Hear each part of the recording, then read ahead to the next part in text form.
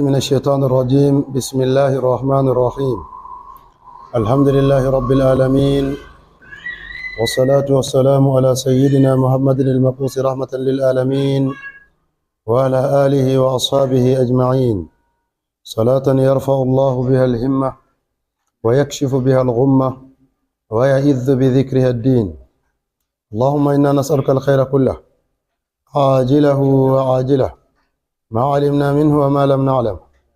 ونعوذ بك من الشر كله عاجله وآجله ما علمنا منه وما لم نعلم. ربنا آتنا في الدنيا حسنة وفي الآخرة حسنة وقنا عذاب النار. سبحان ربك رب العزة أما يصفون وسلام على المرسلين والحمد لله رب العالمين. عند نيالوماري الأربعاء نوغاس إدي أبري لورو رمضان هجرة النبي جميل محمد صلى الله عليه وسلم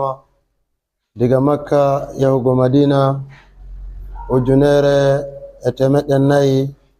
e capanɗe nayi e jeeɗiɗi yaadore be sappo e go'ore lewru Mash lewru tatabru miladiya dañego Nabi Isa ujune ɗiɗi e negas e jeego. En non nder fasurgo deftere Allah teddunde en ɗon ha nder sura al-Baqara en ummiran dow ayare yamhaqullahu riba wa yurbi sadaqat. Naam. أعوذ بالله من الشيطان الرجيم. بسم الله الرحمن الرحيم.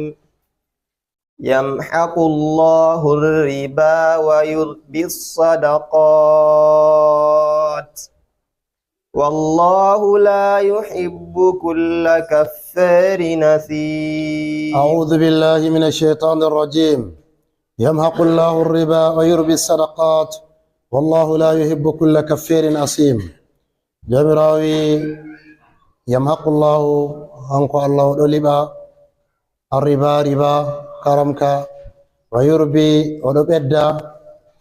ودبركدنا الصدقات صدقاجي والله جمراو لا يحب ينجتن كل كفار كلا كفر أثيم زنبول. ayare ɗo nde wari nde ɗo timmitina ayare nde en fasiri Kenya alladhina yakuluna riba la yaqumuna illa kama yaqumu alladhi yataqabbadu ash-shaytanu min al-mas dhalika bi annahum qalu innama al-bay'u mithlu riba wa ahalla Allahu al-bay'a wa harrama riba faman ja'ahu maw'izatun min rabbih fantaha falahu ma salafa amruhu ila Allah wa man aada fa ulaika ashabun nar hum fiha khalidun. Yamhaqu Allahu riba wa yurbi sadaqat. Jamira arti yeccen ala nyamoɓe riba no ɓe wa'i ha duniyaru be no ɓe ummitinirte ha lahira. Nden jomirawo yecci en hujjaji maɓɓe ɓe mbi'ata riba ɗo wa'i bana coggu on. Jomirawo lori wangitini en haala maɓɓe o wi o dangni coggu o harmine riba. To sai ayare ɗo nde wari nde ɗo yecca yamhaqullahu. Yamhaqu kalimawol yamhaqu ngol ɗo fassira dow mana moytugo hunde ko ustugo hunde ko ittugo barka mare. Yamhaqullahu riba. Riba nyamoɓe ka jomirawo wi ɗo moyta ka kañum ɓe fufe ɗo wiya ɗon liɓa ka. Nda hamɓe ka ɓe yi'a ba ceede maɓɓe ɗo ɓedda amma barka maje on ɗo usta. Yamhaqu hosama diga kalimol mahaqu ngam kanjum waɗi ɓe mbiyata lewru nyalawmaje jahargal ɗo lewru dilli se ɓe mbiya ayyamul mahaqi mana lewru ndu moytama ndu ɗo usta seɗɗa seɗɗa seɗɗa ha ndu pat ndu warta ndu ɓaleru kurum. To banni kanjum jamira se wiyata yamhaqullahu riba. Riba ɓe yiyata ɓe ɗo heɓa ɗo kay nga riba ka ɓe nyamata man be nante jawdi maɓɓe pat to riba may wari nasti nder jamira se waɗa ka liɓugo ɗum ɗo moyta ɗum ɗo usta barka majum seɗɗa seɗɗa seɗɗa seɗɗa ha ɗum timma. Wa yurbi sadaqat nden oɗo ɓedda sadakaji bo mana oɗo barkiɗina ɗi. Yurbi haɗɗo hosama dow kalimol ziyadatu ɓeddari ko nama'u ɓeddari ko tarbiyatu wurnugo hunde hande oɗa. hadis on ɗon jaɓago diga annabijo sallallahu alaihi wasallam. annabijo wiha magol inna sadaqata la taqaw fi bayna yaday llahi fayurabbiha kama yurabbi ahadukum fasilahu aw rabwahu hatta tati yawm alqiyamati wa hiya wal luqmatu ala qadri uhudin. Annabi sallallahu alaihi wasallam wi goddo do ho'a sadaka mako o wada ka fi sabilillahi, to o wadi ka fi sabilillahi o tokki shardi sadakaji de en limti ayaje shalide jamirawo do jabana mo sadaka man,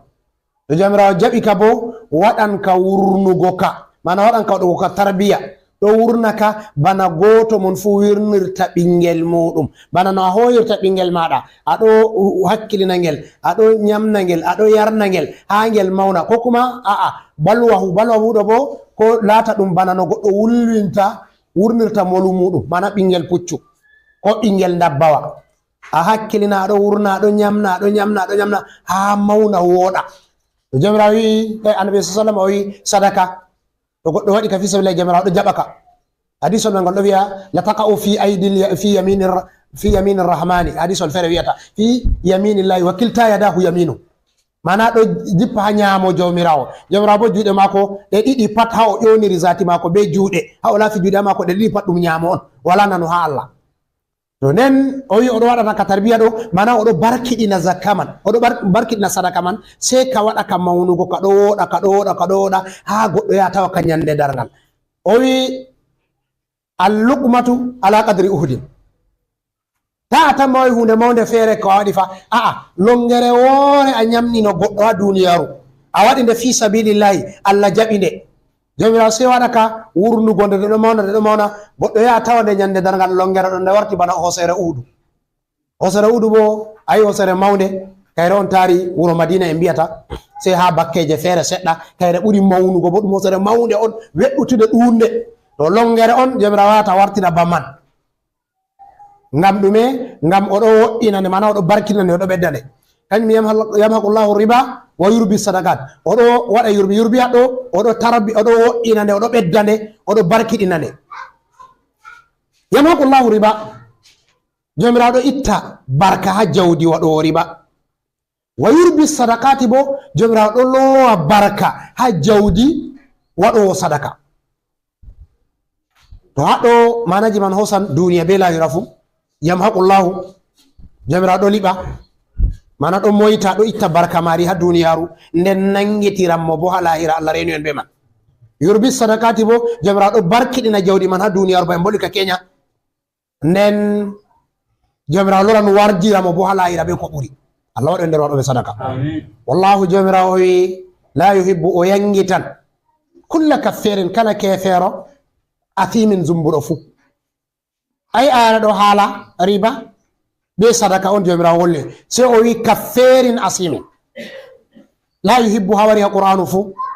to ha dum lafa ma jamirawo mana man yangutugo on wadi be fasirta.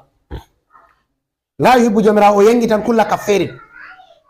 kefera ko wado nyamobe riba, mana be do wada kuude heferbe wadata, bana heferbe nyamirta riba, to goddo jullo o nyami o foti be mabbe haddo, anyori jamrawi wallahi la yuhibbu kulla kaffirin, be non nyamobe riba kam non heferbe don en wi ayare kenya den jangi kare nde jippiano heferbe makatan. to kita ayare do bo dum tumitina kita kenya on, anyori jamrawi wallahi la yuhibbu o yangitan kulla kaffirin, kala hefera fu. kafferin haddo nyamugo riba man on woni kafferin mai, mana to ni goddo o nyaman riba to o huy kugal heferbe, to o kefero manane ma o kefero, to na o kefero bo o huy kugal heferbe. kanyeri jamra wi yangi tambe asimin bo zumbube. ismu asimin ay jamra wadi jamra tindiniri hambe nyamobe riba nabe heferbe tan be zumbube fu, wobbe nder modbe se wi kafferin heferbe nyamobe riba, asimin bo julde nyamobe riba. Allah renu en. Naam. innal ladhina amanu wa amilus salihati wa aqamus salata wa atawuz zakata lahum ajruhum 'inda rabbihim ولا خوف عليهم ولا هم يحزنون إن الذين آمنوا وعملوا الصالحات وأقاموا الصلاة وآتوا الزكاة لهم أجرهم عند ربهم ولا خوف عليهم ولا هم يحزنون.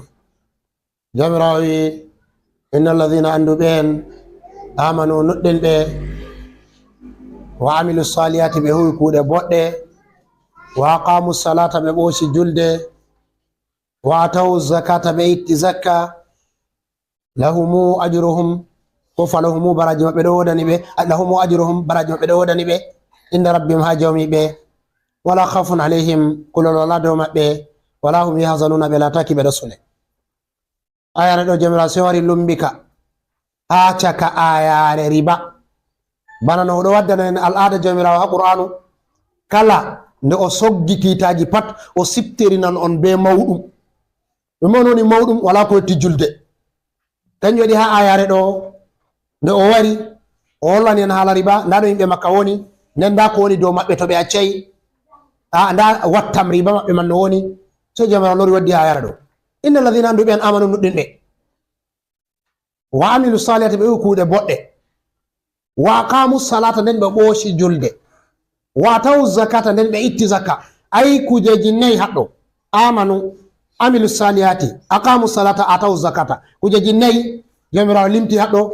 o laafiɗi ha ɓen ha mumini en to ko hikima waddugo ayare ɗo ha caka ayare riba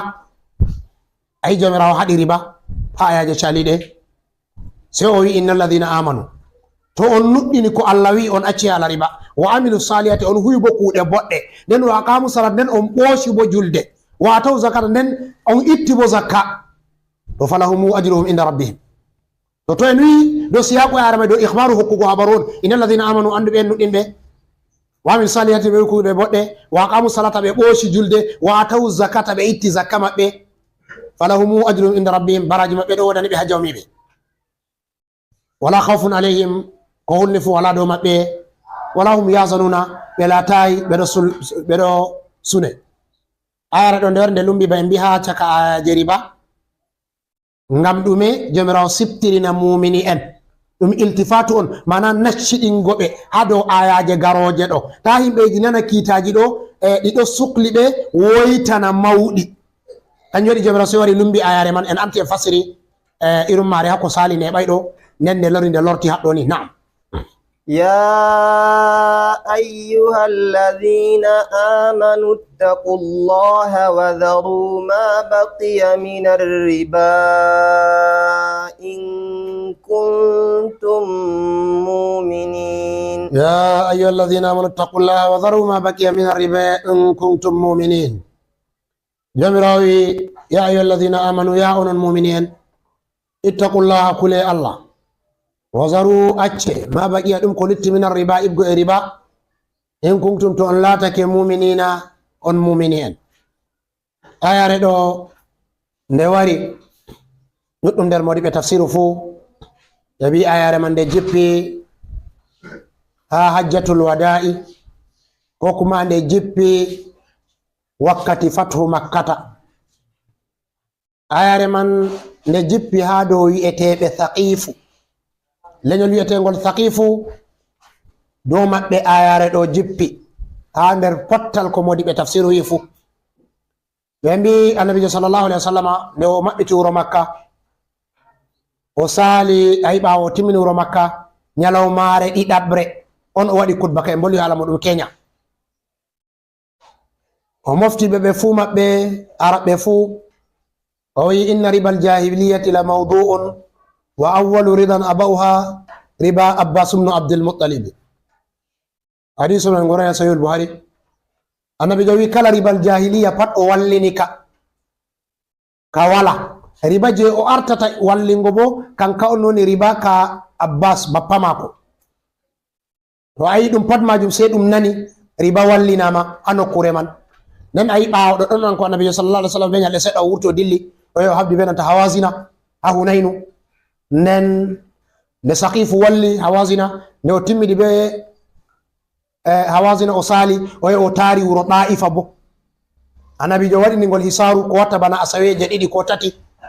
oɗo faddingol nden jomirawo umrimo o acce yimɓe ɗayifa o warta nde o acci yimɓe ɗayifa o warti ha Hunaynu ɗoɗɗon on o sendi ndalaguji ɗo nde o sendi ndalaguji o waɗi cahuji ɗi saka e bolata ko nde hananta lansari ko en hultiri ɓe wi annabijo hefti bandiraɓe muɗum ɗo hokka ɓe jawdi tan nden nde o warti wuro Makka sey o ardini goɗɗo bi'eteɗo Usaydumni Hudayrin Attabumnu Hudayrin o ardini Attabumnu Hudayrin hañum on woni lamɗo Makka ɓe ko taari Makka fuu hanko annabi sallallahu alaihi wasallam sey o warti Madina to nde Attabu o lamminimo ha wuro Makka sey laati ɓe waɗa murasara be Saqifu ɓawo annabi sallallahu alaihi wasallam warti diga kono Tabuka sey amalu fuudi jama'are fuu ɗo wara silma ɗo ɗon ta'i Saqifu sey hultori ɓe mbi annabijo wari jotta ñamayɓe to annabijo lori accataɓe ngam man dikka ɓe waɗa sulhu be annabijo sallallahu alaihi wasallam noy ɓe waɗirta sulhu mai bo ɓe waɗi sulhu man ha jungo Attabumnu Usaydin ɗo sey ɓe ummi ɓe wari ha Attabu ɓe mbi ɓe nastan dina Islam amma be sharɗi nder sharɗiji man goɗɗi feere annabijo jaɓani ɓe goɗɗi feere bo o jaɓanay ɓe nder sharɗi man ɓe mbi kala riba gonka hakkunde maɓɓe be Qurayshu fuu Qurayshu yoɓa ɓe to sarti man waɗi nden riba ka woni je Qurayshu ha dow maɓɓe bo ɗon bo annabijo wallinaka annabijo wi yerdi ngam annabijo sallallahu alaihi wasallam to nda Islam oɗo ɓurna elango dow Islam ɗo to ni a jaɓan dina o luttante kujeji feere fu ɗuɗɗi ngam to a arti a jaɓi dina imanu ma tammi haɗugo ma aybeji man ayi banni o waɗi ɓe ɓe sulhu de biya ɓe gari ɓe gaɗi sulhu dow sharɗiji maɓɓe no ɓe yiɗi ɓe wallina haɓre duuɓi 10 ɓawa to ɓe wallini haɓre duuɓi 10 nden kala mo ummi diga Makka warti Madina pat goɗɗum to yiɗi ya hosa ɗum wartira amma to goɗɗo ummi Madina warti Makka ta goɗɗum hosa ɗum nden ayi annabijo bo lora ta nasta hikka nden nayi ɓolo mo yiɗi nasta ita ha kiita Quraysh fu nasta mo yiɗi nasta kiita annabijo sallallahu alaihi wasallam fu nasta mana sulhu annabijo ko sulhu Quraysh to ayi annabijo yerdani ɓe ayi ɗum gayru mutakafi'in ngam hani no wi'a ko woni dow maɓɓe kanjum woni dow annabijo sey ɓe sumni ko e maɓɓe ɓe ɓurni to annabijo bo andi maslaha ko hirsimi annabijo sey yerdani ɓe to ayi kanjum waɗi ɗum waɗi hayru ɗuɗɗum ha nder nduɓu be ko duuɓi ɗiɗi jamare ɗunde nasti dina be waso to non ha sulhu hakkunde Saqifu be annabijo sallallahu alaihi wasallam ɓe wi ɓe jaɓan dina amma ɓe waddi sharɗiji ɗo ɓe wallini sharɗi mai bo ayi gayru mutakafi'in ayi ɓe giɗi ko e maɓɓe nder sharɗiji man on ayi wallingo riba ɓe tokkata ɓe hamɓe amma hamɓe bo kaɓe tokkata yimɓe fu yoɓa ɓe to sarti maɓɓe waɗi annabijo sey yerdani ɓe sey waɗi ɓe winda haale lesɗerewol maɓɓe man lakum ma alal muslimina walil muslimina ma aleykum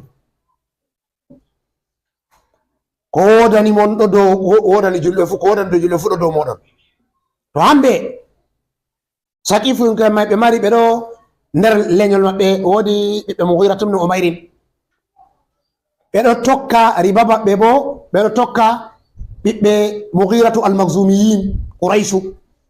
to nde sarti maɓɓe wari sey ɓe ummi ɓe wari Makka ɓe wari jotta ka ɓe waran ɓe jaɓa riba maɓɓe nde ɓe wari jaɓugo ribaji maɓɓe annabijo sallallahu alaihi wasallam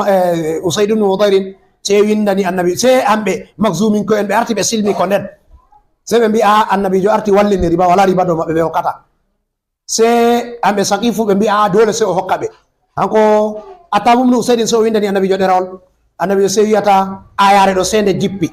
yamhaqullahu riba wa yurbi sadaqati wallahu la yuhibbu kulla kafirin asim allazina amanu wa amilu salihati wa aqamu salata wa atu zakata lahum ajruhum inda rabbihim wa la khawfun alayhim wa la hum yahzanun allazina yakuluna innal ladzina ya ayyuhallazina amanu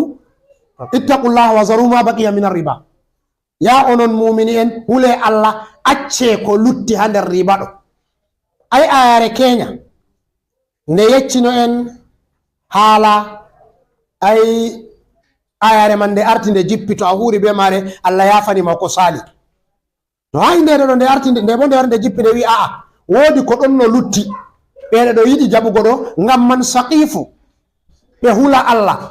ya allazina amanu taqullaha wa zaru ma baqiya min riba in kuntum mu'minina to ni on wi on nuɗɗini be gonga on laati on julɓe kam to hule Allah acce ko lutti ɗo ha dow riba ta jaɓe ɗo to ɗo ayare man kitaware timmen be nanta ayare warore naam ay lam tafalu فإن لم تفعلوا فاذنوا بحرب من الله ورسوله فإن تبتم فلكم رؤوس أموالكم لا تظلمون ولا تظلمون فإن لم تفعلوا فاذنوا بحرب من الله ورسوله فإن تبتم فلكم رؤوس أموالكم لا تظلمون ولا تظلمون جمراوي فإن لم تفعلوا تونغداي فاذنوا أندي بحرب إحبدك من الله بإحبر من الله وإبقى الله ورسوله أن لا تمر فإن تبتم تبو أن توبي فلكم رؤوس أموالكم هو رجال مور أن أودني أن فإن تبتم فلكم رؤوس أموالكم لا تظلمون أن تونيتاكو ولا تظلمون أن تونيتاكي هم بسقيفو أي أمبي بواري بجابان riba maɓɓe nden jamirawo windani annabi jamirawo jippini ayra ɗo annabi sallallahu alaihi wasallam windani nde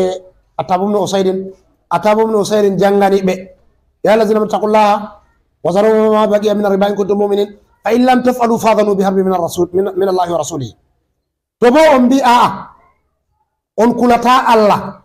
on nuɗɗinay Allah onon seeto on jaɓi riba ɗo fazanu ande kalimol fazanu hande bimana ilamu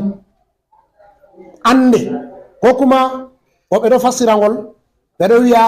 kalimol fasanu ngol hoosama diga adanu ɗum on woni adanu bo kanjum on matinki andinki ay noddandu ndu ɓe noddata wiyete al azanu ɗo ni ɓe ɗo nodda ngam ɓe andina yimɓe wakkati julde waɗi kanjuma ɗum ɗo sawi mana andugo man fasanu ɗo ayi faqul azantukum ala sawa'in mana a alamtukum mi andini on fazanu bi harbin min allahi wa rasulihi ande on taskana habre min allahi mo ibgoye allah wa rasulihi e nulaɗe muɗum ayare ɗo nde ñaɗɗinani ɓe en nde ñaɗɗini jaɓoɓe riba ngam qur'anu fuɗɗi ha timmi wala ha jamirawo wi oɗo habda be goɗɗo ko kuma tagdi ɓi adama taska o habdan be allah e annabijo muɗum se moy se ñamo riba feere muɗum ɓe mbima ha sira annabijo sallallahu alaihi wasallam ko kuma ha islama fuu muɗum yimɓe ɗiɗo on allah wiɗo habda be maɓɓe ñamo riba ha ayare ɗo benanta hadisol qudusinkewol ngol jamirawo wiyata man adali waliyan fakat azantuhu bil harbi hadisol qudusinkewol ɗum wahayu on bolle allah on sakkinta ɓernde annabijo on watta kalimaji muɗum amma qur'anu kanjum ɗum wolde allah on lafzu benanta ma'ana man fu wama hadisol qudusinkewol ma'ana jippata ɓernde annabijo lafzuji boɗi annabijo to haɗɗo yimɓe ɗiɗo tan allah wiɗo habda be maɓɓe mo on allah wiɗo habda ñamo riba ha ayare ɗo fa in lam tafalu fazanu bi harbin min allahi wa rasulihi to bo on accay mate ko ande habre ɗo hakkunde moɗon be allah e annabijo moɗon sei bo ɓe noliya wari ha sahihul buhari ha kitabu riqaqi be muslim fu waddi hadisol man adali waliyan fakat azantuhu bil harb toni goɗɗo o konnani am walojo jamirawo wiɗo matinamo o anda o habdan be makko to habre be allah ɗum hunde on hulnide kanjum woɓɓe modiɓe fu ɓe wi aa ɗum kinaya on haɗɗo ko kuma ɗum isti'ara on dow satu ko yangaɗa ko jawmirawo waɗanta macciɗo muɗum to nanon no goɗɗo haɓirta be allah ko malaikajo no haɓirta be muɗum sakko allah to mana jawmirawo ɗo hulna yimɓe a anda fa to a accay hunde ɗo a habdan be allah haɗɗo jarema nde jippi dow sakifi banni hamɓe sakifin koen sei ɓe wi laysa lanayna aidin bi muharabatillahi wa rasulihi ɓe wi wallahi min wala jungo juuɗe ɗe min habdata be allah be annabijo moɗum diga wakkati ɓe sei ɓe wi ɓe acci haala riba man to ɗo haɗɗo sei ɓe mbiyata ayare ɗo nde sawi kiita je ɗume je kala gedde ɗe ɓiɓɓe adama watta ko aybeji ɗimɓe ɓiɓɓe watta duniyaru fuu jomirawo wi nangitanɓe be maje amma wala je jomirawo ñaɗɗini yotti riba ngam dalila ɗume ngam ellaji ɗi e bolwi haala muɗum kenya e bolwi ellaji waɗi 4 riba fe'inta nder man nayaɓol man kangol on en fassiri en wi riba to ɗum ɗo waɗe ha ɗum waɗete pat a tawan ɗum ɓeddanan marɗo marugo, ɗum ustanan bo ɗum ɓeddanan talakajo bo talakaku, ngam ko ndey jawmu ceede ɗo siiɓa marɗo on, ɗo siiɓa mo wala on, ko ndey jawmu ceede marɗo ɗo siiɓa mo wala, ha a yaha tawa oɗo ɗo o simti hoore mako nder talakaku ɓurdugo satugo Allah reno en. to kanjum waɗi jomirawo wi ñaamo riba o anda fa oɗo habda be Allah haɗɗo. modi ɓe sewi toni goɗɗo oɗo ñama riba o wala riba mana o wala nasaraku ha ngendam mako duniyaru ko tapirlitte toy lahira mako bo tulla ñeddugo, to no ɗum warata en andi woɓe feere be riba man wuuri bana marɓe bankiji en bolli seɗɗa haala maji goɓe feere ɗo isa banki ɓe tiggan banki o maɓɓe nanema banki ɓe ɗo maha ɗum dow riba on, hamɓe bo dow riba ɗo kanjum ɓe ɗo yaha ha ɓe warta wala ko hettiɓe margo ceede. to nden en wi hamɓe ɗo ɓe wala riba duniya be lahira, to non woni ɓe wala riba ɗo ayare salinde nde wi yam haqullahu riba ɗo jawdi no ndi wa'i pat ɗume on woni khayru mari barka mari ɗo en waɗan isa lolluka ka modiɓe meɗen ɗelliti balle ɗo ɓe wi wodi ko ɗo fe'a ha leddi India, ɗum on ɗo fe'a goɗɗo o laata o julɗo on o janga andal dina ha o timmina andal dina ha o yaha o warta o docteur on ko o warta o professeur on ha andal dina, ɓawo ɗon ɗon seɗɗa se o lora o irtoɗɗa o warta hanko ɗo ATT on, mana o warta o mulhidu warta o yerda be dina tan. nden bo ɗum ɓuri waɗugo ha jangoɓe university ji feere ɗon andadi ha leddi India ma, sei ɓe mbi kadi majjere on ɓurino handino jotta dow majjere muɗum, amma goɗɗo ɓe dañamo nder islama o wara o janga andal islama sei to o timmini nden o majja o lora o warta kefero, ɗum on asli man sei ɓe liñi ɓe laari noyi on o jangirta sei ɓe tawi woodi kampaniji ji ɗon ha lesɗe araɓɓe ha khalijul arabi, kampaniji ɗo ɗiɗo wurtina riba mana ɗiɗo waɗa mu'amala be riba sei ɗi hoosa ceede riba man ɗi sala naftirgo hamɓe araɓe nde ɓe julɓe sei ɓe sala naftirgo be ceede riba man sei ɓe turana lesɗe India man ɓe yaha ɓe ɗo waɗa tamwilu jami'aji man ɗiɗo efta nayi ɓikkon waɗa ka jangugo asli ceede man ceede ɗume ɗum ceede riba on ko, to sei ɓe ɗo waɗa tamwilu yimɓe man ɓe ɗo janga be ceede riba man, sei to goɗɗo o jangi o timmini andal pat sei o irtoɗa, o jangi o timmini andal pat o irtoɗa, ɗumin waɗi o irtoɗa jomirawo arti wi yamhaqullahu riba, asli riba ka karamka ka wala barka kanjum waɗi ko ka naftiri ha hunde karshe maka ɗume mana ragare maka ɗume ɗum halkere on Allah renu en. to ɗo ngam alari goɗɗo o heɓi oɗo feesi aa al umuru bi kawatimiha, ragare mako no timmirta, nden bo to ha Allah wi itti barka hunde to wala no nde waɗata barka, wala no nde nafira goɗɗo ha duniyaru mako ma sakko lahira mako, to ha aɗo yi'a nafuwa mako ma ɗum irum ko en fassiri ayare keñago on kallazi yatakabbadu shaytanu min almasi on, an aɗo lara mo o jaynitiɗo amma ha haqiqa o ginnaɗo on ko o talakajo on, Allah famnu en. to ɗo kanjum yamhaqullahu riba wa yurbi sadaqati wallahu la yuhibbu kulla kafarin asim, ya allazina amanu taqullaha wa zaru ma baqiya min riba in kuntum mu'minin fa in lam taf'alu fazanu bi harbin min allahi wa rasulihi. goɗɗo Allah andintamo ɗo habda be mako o tina ko tatoy Allah reno en, doni jomirawo wi ɗo habda be mako wallahi o mango no o mangiri fu, o woɗa no o woɗiri fu, o yaaja no o yaajiri fu, o waɗa kuuɗe kari no o waɗiri kuuɗe kari fu ɗe nafatamo ha duniyaru mako sakko lahira mako. misalu man kanjum on irum huɗoɓe jeyaɓe Allah, man adali waliyan fakat azantu bil harbi, a tawan goɗɗo oɗo mari andal o lolluɗo ha andal o yaajuɗo ha andal amma kuugal mako konnugo jeyaɓe Allah, ndeni jomirawo wi fakat azantu bil harbi, andal mako ɗo ngal nafatamo no ngal ɗuɗiri pat ha o wallini ngal fu bo ngal nafata, ngal latanamo ɗum halkere, ngam jomirawo wiyata ko oɗo habda be goɗɗo nden goɗɗo man o hisa ko tattoy Allah renu en. fazanu bi harbi min allahi wa rasulihi fa in tubtum falakum ru'usu amwalikum, jomirawo wi to on tuubi hoore jawdi moɗon ka ɗo wodani on, bi mana waɗo riba o hokki ceede mako ñamande, nden sarti waɗi riba mako ɗo ɓedda, sarti waɗi riba ɗo ɓedda, sarti waɗi riba ɗo ɓedda. Nden jamirawo jippini ayara ɗo wari haɗimo wimo ta o jaɓa riba. To o yardi o tuubi o jaɓai riba man fo walahu ru'usu amwalihi, mana dada sheede ka o jaɓanɗe, na wai a'a o accanɗe tan ba. Fa in tubtum falakum ru'usu amwalikum la tazlimuna wala tuzlamuna, mana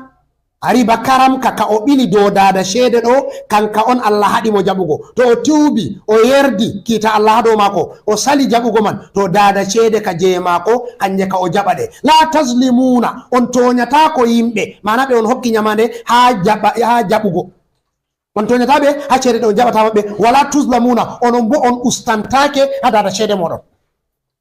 To a jaɓai riba ha goɗɗo ɓawo arti a hokkimo ñamande a toñaymo,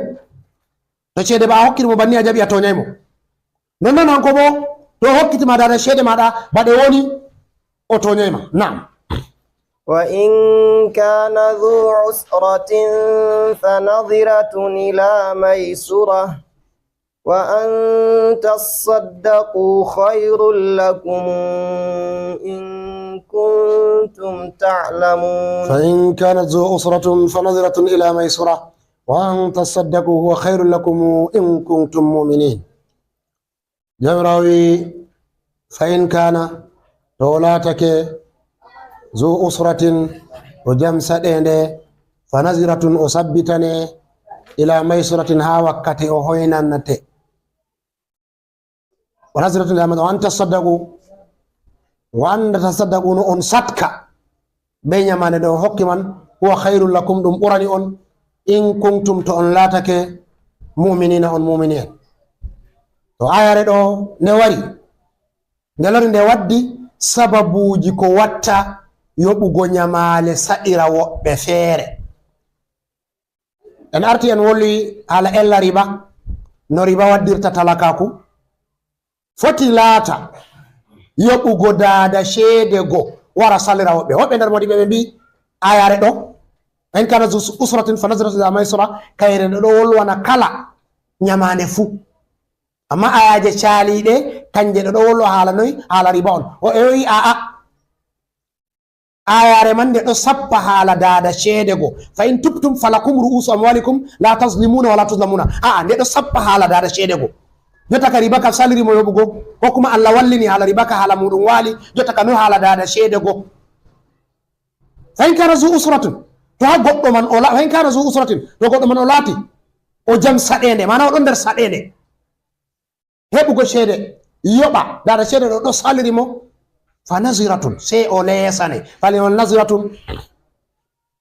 ngol fassirtengol dow sabbitanego ko heɗitanego, ngam ngol hoosama diga ɗume intizaru heɗutugo ko sabbitingo diga wakkati. To ha sarti kaza handi o wartirano dada sheede, nden sarti man wari dada sheede go wartai,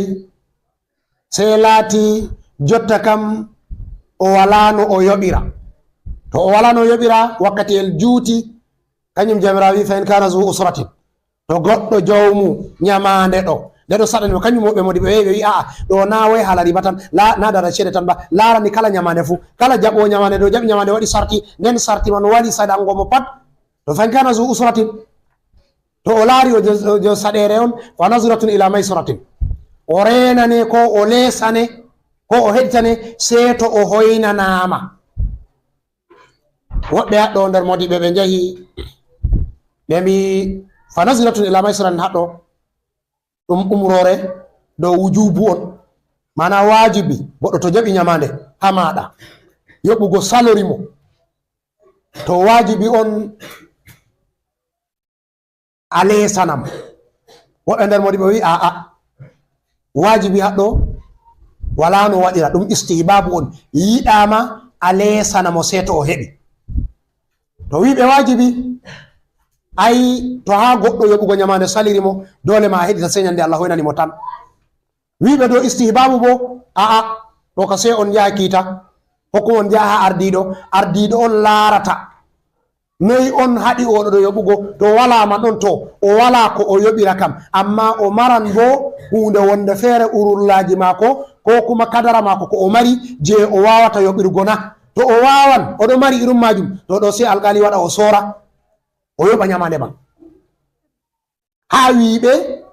dow ɗume dow waji e dow istibabu on banasiratu ila masra lesugo ɗo wiɓe dow wajibi kam dole ma ko yoɓata do wiɓe banasiratu ila masratin wajibi o lesane to haala sorugo hunde goɗɗo ngam yoɓa nyamande wala wiɓe ɗum istihbabu bo hamɓe bo to ha wakkatiyel waɗi sarti waɗi yoɓugo salori o wala to ɗo se ɓe gara ɓe laara maslahaku ɓe laara ɗume on hunde mako nde ɓe sorata ɓe sukka nyamande ɗo be mare ɓe sora amma se jamirawo lori wangiti wa anta saddaku huwa khairu lakum in kuntum talamuna jamirawo wi on gaɗa sadaka ɗum ɓurani on ayare ɗo ko justu ha nder ayare ɗo waɗi ɗo sappa en to ha a hagi goɗɗo ceede nden yoɓugo salori mo to jamirawo solnima haɗɗo wi'umo nyamande man a yafanimo nde bi mana a waɗi nde sadaka mana ceede ɗo handi o yoɓama ɗo salirimo yoɓugo ɗo ngam ɓilla on bo to wi'u a yafanimo ɗe to a wi a yafanimo ɗe jamirawo wi kanjum on ɓurani on wa anta saddaku huwa khairu lakum on wartira ɗe ɗum sadaka on ɗum ɓurani on in kuntum talamuna to on laatake on ɗo andi mana goɗɗo o jaɓi nyamande ha maɗa o habdi ha bo o yoɓa salori mo an bo a lesanimo ha wakkatiyel juuti ayi salori mo dow a ɓilla mo o sora hunde mako feere ndikka to a yafanimo haɗɗo ɓe mbi wa in kana zu usratun fa nazratun ila maisratin laatake no nder al'adaji maɓɓe hamɓe araɓɓe to goɗɗo hagima yoɓugo salori mo to sai a jaggamo fodde nyamande maɗa to bo nyamande man yahan fota be ceede ko sodatamo mana wartiramo o maccuɗo to sai o warta o maccuɗo maɗa diga nyande man al'ada man kaɗo ha araɓɓe na ha araɓɓe tan al'ada man kaɗon ha nder dawlaji ardiɗi fu en andi a qissa annabi yusufu ma kana liyakuza akahu fi dinil maliki al'ada maɓɓe man wujida fi rali fa huwa jazauhu to ha goɗɗo hoosi hunde ko wujji hunde ko fotata qima man fotan be ceede mako ni to goɗɗo man o warti o maccuɗo nonnon bo to a hagi goɗɗo nyamande yoɓugo salori ma to diga nyandede salori ma ɗo a warti a maccuɗo mako tan to sei laati hamɓe dawla rum kamɓe ma ɓeɗo hura be majum nyande goɗɗo wari jaɓi nyamande ha maɗa yoɓugo salori mo sei a laara to ceede man ɗe seɗɗa sei a hokka mo kuugal o waɗa ka jaggango ma fannu sei nyande ceede man timmi nden o laata o warti nder ndimu mako to ha ceede man yetti sodugo mo bo to diga nyande man o warti o maccuɗo maɗa to a yiɗi a sora mo to a yiɗi a lutta mo nder maral maɗa to ɗo ɗum laati ɗum siyasa ruma dunko en on ɗum laati bo ɗum siyasa ƴiɓɓiyanko'en on en andi annabi yusufa wakkatiyel Allah ardini mo ha leddi misra waɗi mo o ardiɗo on ayi o waɗi yimɓe ɗo wara sooda nyamdu ha mako leddi man ndi fuu mari warti wala mo mari nyamdu sei gomnati feere muɗum yehi warti ɓe waddi ceede maɓɓe pat ɓe timmini ɓe lori ɓe hokki babe maɓɓe ɗe ɓe mari pat ɓe timmini ɓe lori ɓe hokki ci'e maɓɓe pat ɓe timmini warti jotta kam ko mojo sei hosa ɓikkon muɗum wadda hokkita gomnati warti maccuɓe nden heɓa nyamdu yaha nyama kanjum go ɗum saati yehi warti jotta kam ko mojo hokkiti hoore muɗum gomnati warti maccuɗo gomnati nden heɓa nyamdu ɗo ɗon nder siyasaji maɓɓe kanjum waɗi annabi yusuf nde ɓe hokkiti gomnati hoore maɓɓe par gomnati leddi nden gomnati wi to ɓe yaafiɓe ɓe fuu maɓɓe jotta kam amma jawle maɓɓe kañum arti warti je gomnati amma hamɓe kamɓe pat maɓɓe bo na ɓe rimɓe ko mojo fuɗɗandi mum diga hande to ɗum laati nyamande ma to jooɗi ha goɗɗo neyi nde faɓɓi yoɓugo salori ma ɗum al'ada ummatoje artuɓe on nden ɗum ɗo waɗa ha nder woɓɓe feere ha araɓɓe to nyamande yoɓugo salori ma ni to goɗɗo man o warti o maccuɗo ma tan sei nyande ceede man timmi ko kuma o warti maccuɗo maɗa fannu ceede ɗe a tokkatamo ko jawdi nde a tokkatamo ndi fotan be nanta qima maako tawan a hosa mo yaha sora mo ha lumo dow o maccuɗo a hosa ceede maɗa a wawan bo a luttama nder mara maɗa ɓaɗa ka jaggugo mo to nden ɗum laati ɗum ɗo waɗe jamira sey wiyata fa in kana dhu usratin fa naziratun ila maysura. to goɗɗo ɗo o tokketeɗo ñamande o laati o sannanaɗo, mana oɗon nder saɗende, o leesane o reene sey wakkatiyel Allah hoynanimo. to bo o leesanama o reenama ɗum hoyayi ha wakkatiyel juuti, jamira wi wa an tasaddaqu huwa khairu lakum in kuntum ta'lamun. to ha salorimo to o waɗe sadaka ñamande man, mana on yafanamo nde. to on yafanimo nde wallahi ɗum ɓurani on to on laati on anduɓe ɗo. haɗɗo en bollino diga ñalomaje saliɗe, to a hokki sadaka diga gotel jamiraane wartana ɗum 700 ko man jaa bil hasanati falahu ashru amsaliha. to goɗɗo wi kugal bongal oɗo mari yerumaji 10, sey ɓe mbiyata annabi sallallahu alaihi wasallam nde wi isra'u be miraju o laari ɗo windi ha dammugal al arshi ha dammugal aljanna. to goɗɗo waɗi sadaka falahu ashru amsaliha ko, amma to goɗɗo hokki goɗɗo ñamande falahu 18 amsaliha. baraji hokkugo ñamande ɓuri waɗugo sadaka, ngam dalila nde o ƴamti ɓe mbiyatamo sadaka kam an aɗo mari heƴima on a hokki goɗɗo tan, amma ñamande ko ndey jinniɗo on warata ɗaɓɓita ha maɗa ngam a hokka ɗum. to kanjani to a hokkimo o yoɓima, to ana heɓi darajaji 18, mana Allah sowante dedei ceede ɗo 18 ɓuri mo hokkino ɗe sadaka. to ha yoɓugo wari sali salorima sarti sali a lesanimo yoɓugo salori yoɓo, jamira wi anta sadaka ko kan warturɗe sadaka, mana yafuɗe kañum ɗon ɓurani on in kuntum talamuna toon andi. to ɓe mbi adamu dhikri ma isharatin ila dhikri ablagu min azikri, soyde yeccugo nden sappa bo bote hunde man hawtada yeccugo ɗum ɓuri dininta to a yecci hunde man. jamira wi fawo khairu lakum ɗo ayi ɗum ɓurani on ɗo hanko tan andi khairu o yerendanima to a yafanimo a tokkata ñamande. wa anta sadaka wa khairu lakum in kuntum ta'lamun. Naam. واتقوا يوما ترجعون فيه إلى الله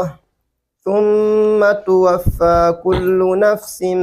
ما كسبت وهم لا يظلمون. واتقوا يوما فيه ترجعون إلى الله ثم توفى كل نفس ما كسبت وهم لا يظلمون. jamira fi wattaqu kule korente yawman ñalawmare fi haromare turja'una on lortata ila llahi fake Allah, summa hoti tuwaffe ɗum hebbinana kullu nafsin kala yonki fu ma kasabat ɗum ko ki faggiti wa hum la yuzlamuna hamɓe ɓe toñatake. ayare ɗo nde wari jumhuru modiɓe pat ɓe fottini ɓe mbi ayare ɗo nde wari nde jippi hakkunde ayare ñamande be ayaje riba. en jangi ayaje riba bana ayaje 4 ko 5 jotta diga alladhina yakuluna riba ha fa in kana zu usratin fa naziratun ila maysara, ɗum pat ɗum ayaje riba on. ko do woɓɓe wi fa naziratun ila maysaratin kanjum larani ñamande, nden ayare warore yeso ndene ɗo bo ɗum ayare ñamande on. ya allazina amanu iza tadayantum bidayni, jamira se wari lumbi ayare ɗo ha caka ayaje ɗiɗi ɗo. modi ɓe asbabu nuzuli ɓe wi sanadi jippugo ayare ɗo kayre, ayare ɗo kayre on sakiti jippugo ha ayaje fu muɗum. wattaqu yawman turja'una fihi ila llahi summa tuwaffa kullu nafsin ma kasabat wa hum la yuzlamun. en boli kadi ga ñalamaje saliɗe hayre on ayare sakiti jippugo annabi sallallahu alaihi wasallam. modi ɓe waɗi konngoli woɓɓe feere famɗinɓe ɓe mbi ayare man nde jippi be sa'a 3 awa 3 annabijo acci duniyaru.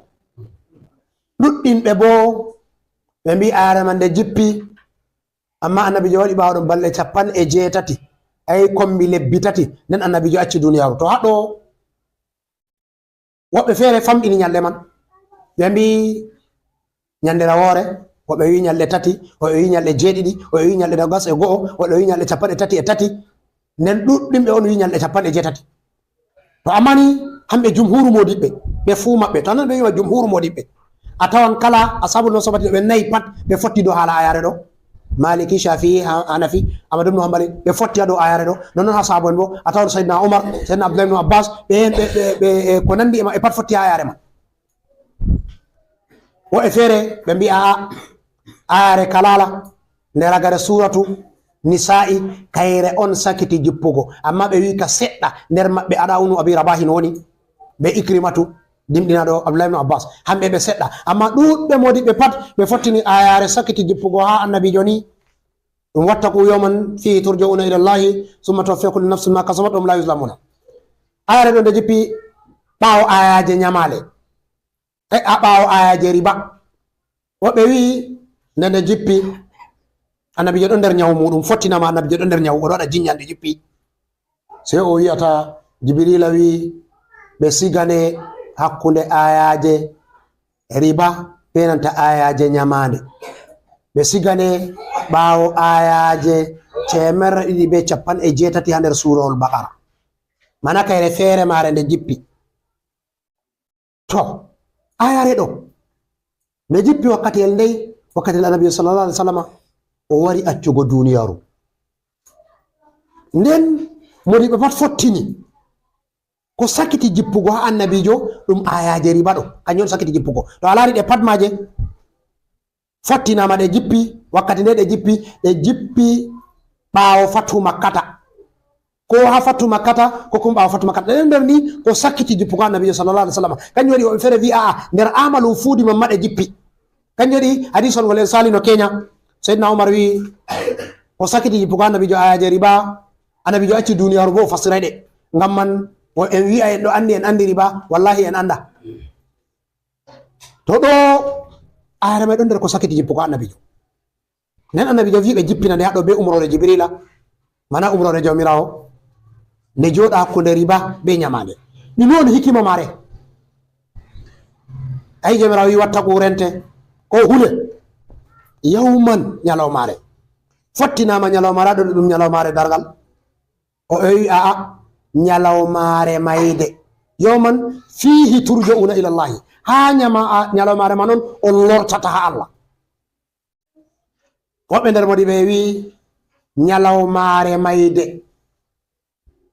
nyande goɗɗo hotata ha Allah, nyalawmare ma on yawman fihi turja'una ila llahi. woɓɓe feere wi aa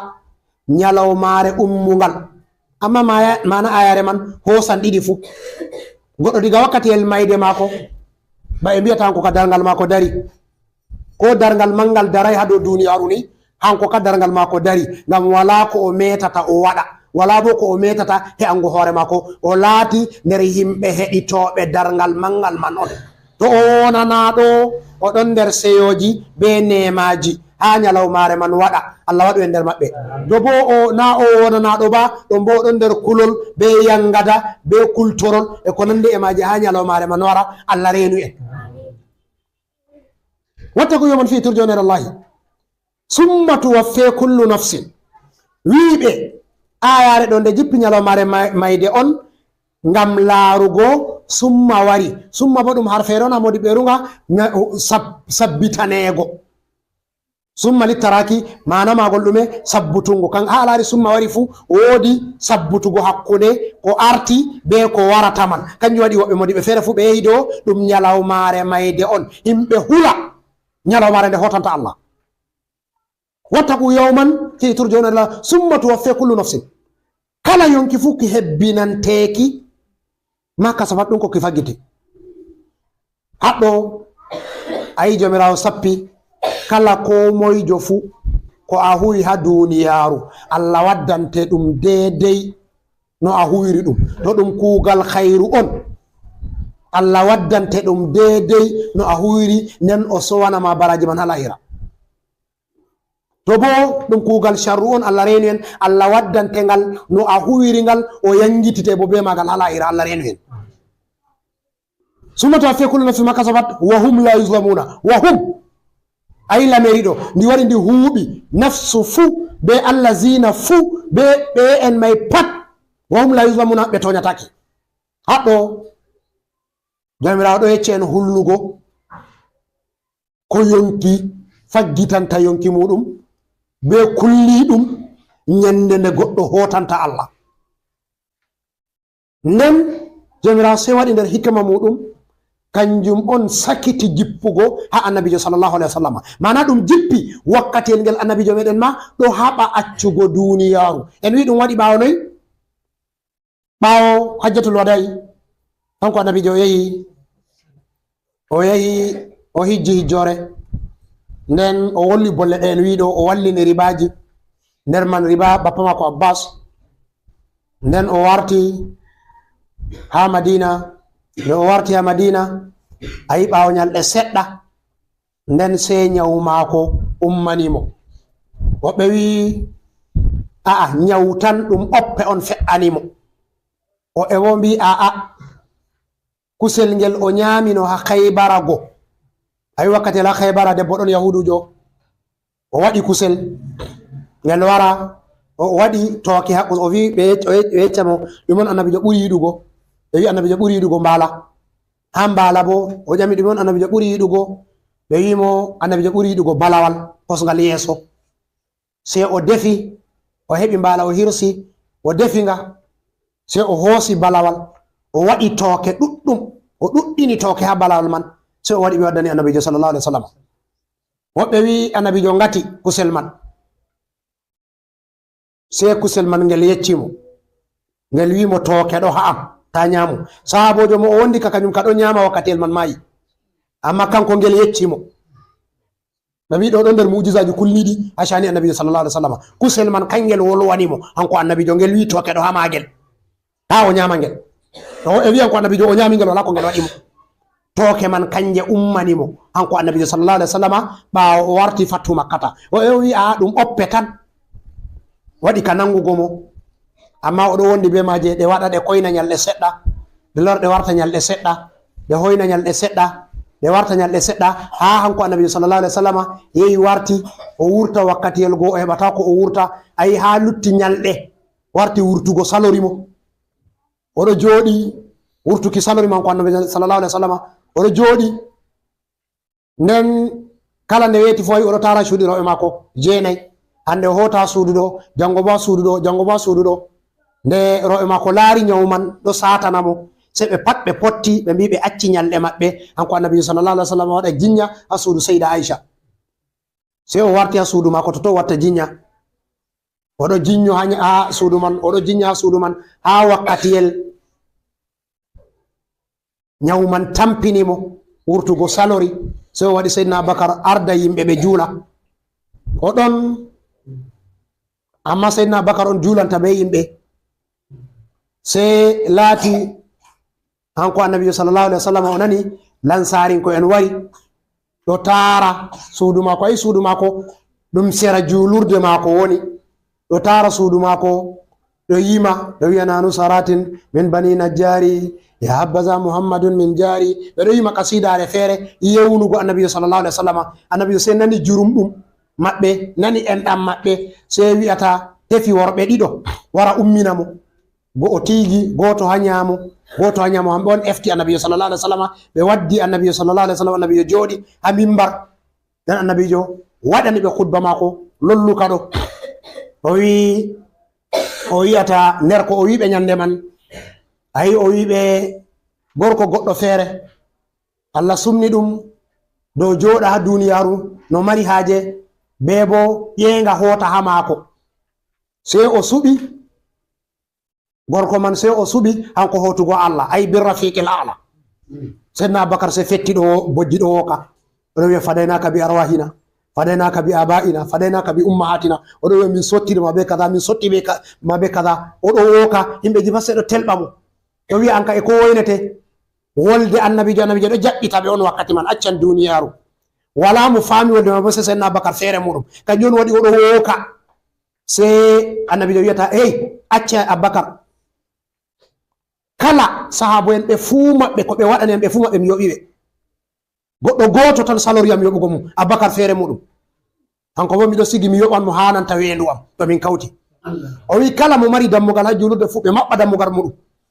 Ayanɓe sahabo mawɓe ɗo komoɗo mari dammugal muɗum. Babu Umar, babu Usman, babu Aliyu, babu Sadu, ɓe pat sahabo mawɓe ɗo komoɗo mari dammugal muɗum. O wi kala dammuɗe ɗo ɓe pat maje ɓe maɓɓa ɗe, ɓe acca dammugal Abubakar feere muɗum.